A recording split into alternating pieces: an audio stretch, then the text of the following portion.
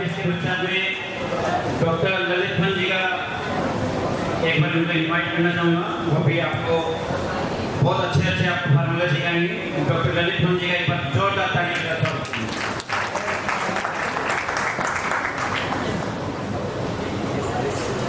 मंगलम भगवान विष्णु मंगलम गरुड़ध्वज मंगलम पुंडरीकाक्षो मंगलाय तनोहरि। आचार्य श्री श्रेष्ठ साहब, परम आदरणीय बंसल साहब, मेरे मित्र फजल जी, त्यागी साहब और मातृशक्ति, जिन्होंने बहुत अपना उद्बोधन बहुत जोश से बहुत विद्वतापूर्ण दिया। मैं सोच रहा हूँ कि बातें अभी तक हुई हैं, उन्हीं में से कुछ बातों को शुरू करूँ। राहु और केतु की बात मैडम ने भी की और सचिन जी ने तो उस पर बहुत सारा डिटेल डिस्कशन किया। आचार्य जी ने ग्रहण के बारे में बात की। वैसे कल से पितृपक्ष की शुरुआत हो रही है। कहीं कहीं पूर्णिमा के दिन से भी पितृपक्ष मनाने का चलन भी है। जो राहु और केतु की बात तो हुई थी, क्या है, क्या देने वाले, कैसे देने वाले हैं, वह पक्ष कल से शुरू हो रहा है। क्योंकि राहु और केतु हमारे दादा दादी नाना नानी के स्वरूप में है। हम वैदिक ज्योतिष अगर जानते हैं तो। और जब हम, जैसे आपने कहा, आपके दादाजी ने बहुत से पहले बता दिया था, आपने बात सीखी थी, दादाजी का आशीर्वाद आपको मिला, तो जिसको भी इन पितरों का आशीर्वाद जिस भी स्वरूप मिलता है, जिस भी रूप में मिलता है, जिसकी शुरुआत 16 दिन के लिए कल से हो रही है, इसमें उस जातक जातिका को बहुत सारी चीजें अनायास ही मिल जाती हैं। फिर जब पितरों का आशीर्वाद मिल ही जाता है तो बाकी कर्म हम क्यों करें, क्यों दुनिया पे परेशान रहे। वही आशीर्वाद जिसके रूप में हमको नहीं मिल पाता, या हम दूसरी बात करें, जो हमारा पितृ ऋण रह जाता है, जो पूर्व जन्म में रह जाते हैं, उसका भोग भी हमको करना पड़ता है, उसको चुकाना भी पड़ता है समय में। और राहु की केवल बात करें, इस कलयुग में अब सब कुछ देने वाला, सब कुछ दिलाने वाला, सब कुछ भटकाने वाला राहुदेव भी है। और जहां थोड़ा सा रोक लग सकती है, ब्रेक लग सकता है, आपको मार्ग से, भटकाव से थोड़ा सा करेक्ट करने की जो क्षमता रखते हैं, वो केतु महाराज।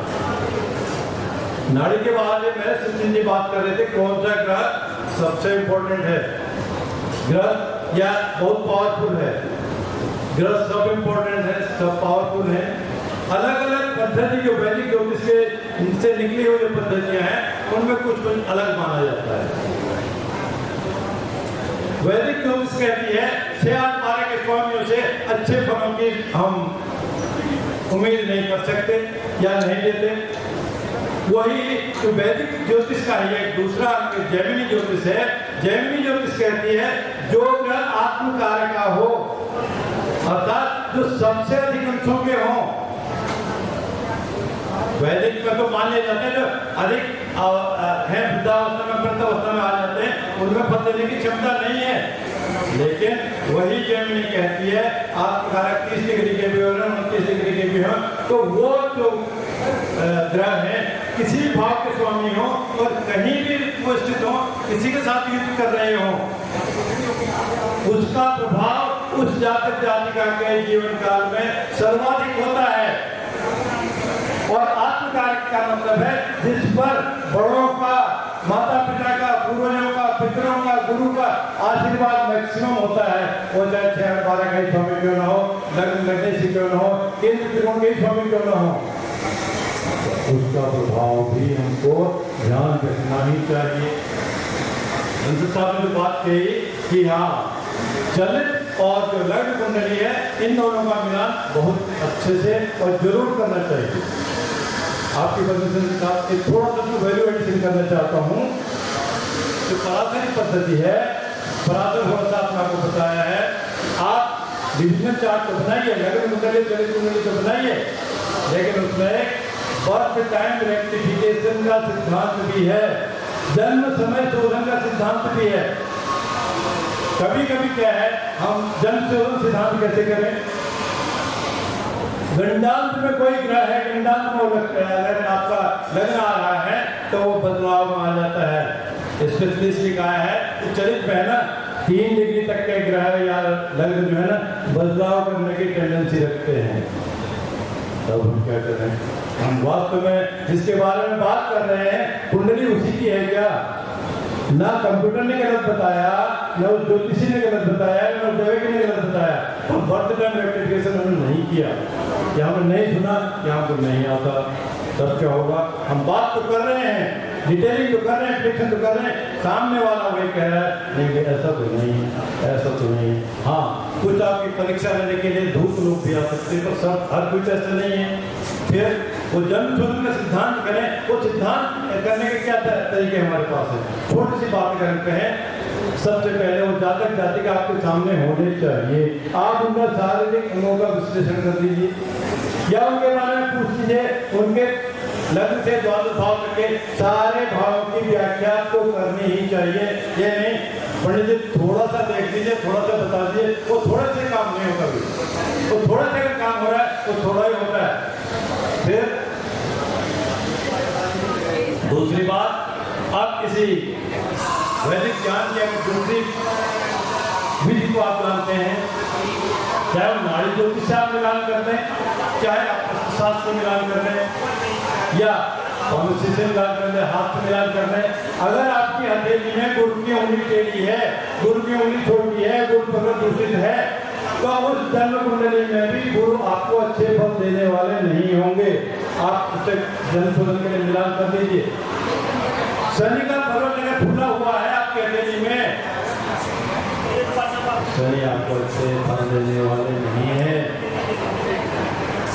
बुध की रेखा अगर आपकी में हार्ट लाइन को क्रॉस कर रही है, कोई बीमारी ना हो ऐसी संभावना नहीं है।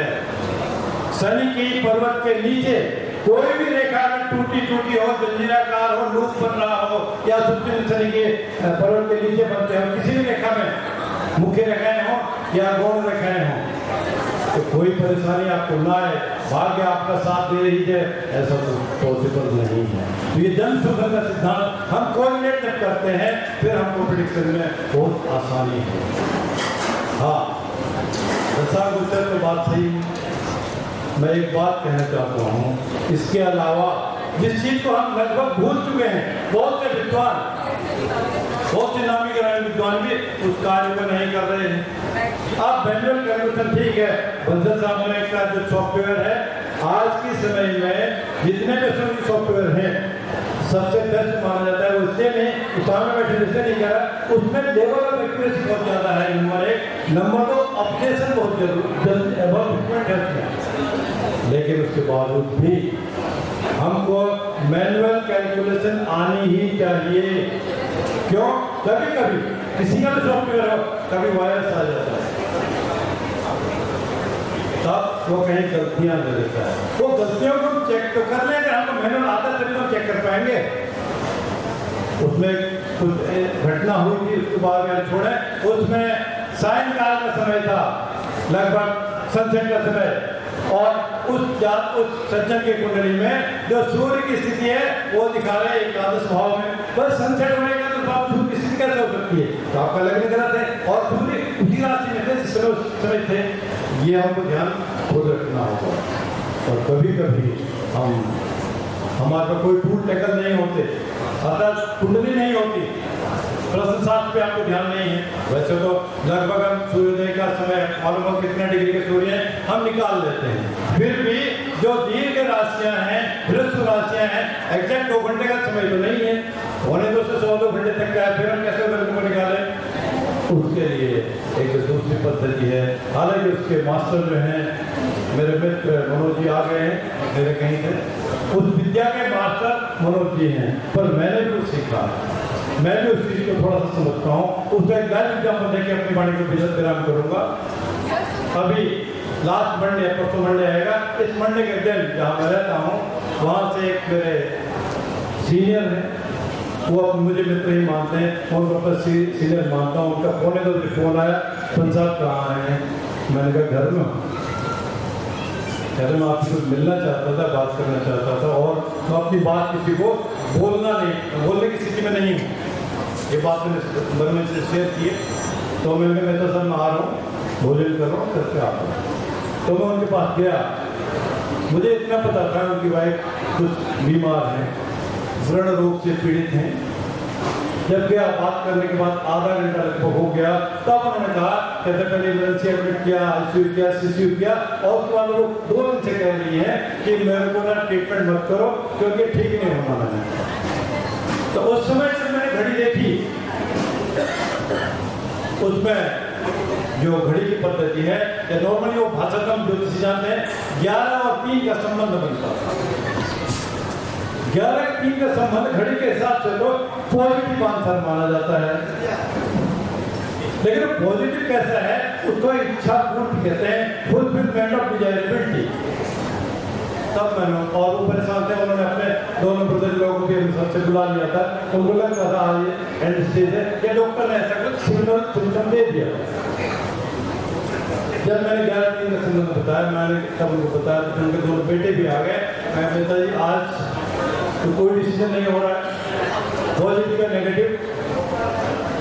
मिनिमम जो दिन है 3 दिन का टाइम है, इस 3 दिन में जो भी होगा होने की संभावना है। 3 दिन से पहले कुछ डिसीजन नहीं हो रहा। कहते डॉक्टर भी सीरियस है, और वो भी ये बातें मैं मिलकर भी आया। तो मैंने कहा 3 दिन के अलावा 11-3 का संबंध है, 11 दिन भी हो सकते हैं, जो भी डिसीजन जैसा भी हो। इस बात को होने के बाद रात के 12:15 बजे को 3-4 से मैसेज आए। मैसेज में देखता रहा तो उसमें लगभग 70 घंटे का उत्पाद को मैंने एक टाइम हो गया था, और वो लेडी पास हो। जो डॉक्टर ने कह दिया आज का दिन भी मुश्किल है, 3 दिन निकला। ये क्या बता रहा है? तो टाइम देखने की पद्धति घड़ी की है।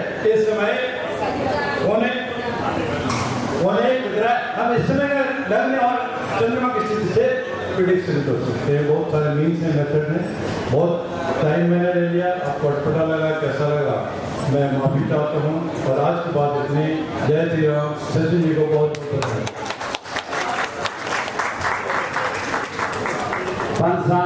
पंसाद जी ने अपना अनमोल नॉलेज आप लोगों को शेयर किया। ऐसे फार्मूले जो किसी ने सुने नहीं होंगे वो इन्होंने पंसाद जी ने शेयर किया। उसके बाद में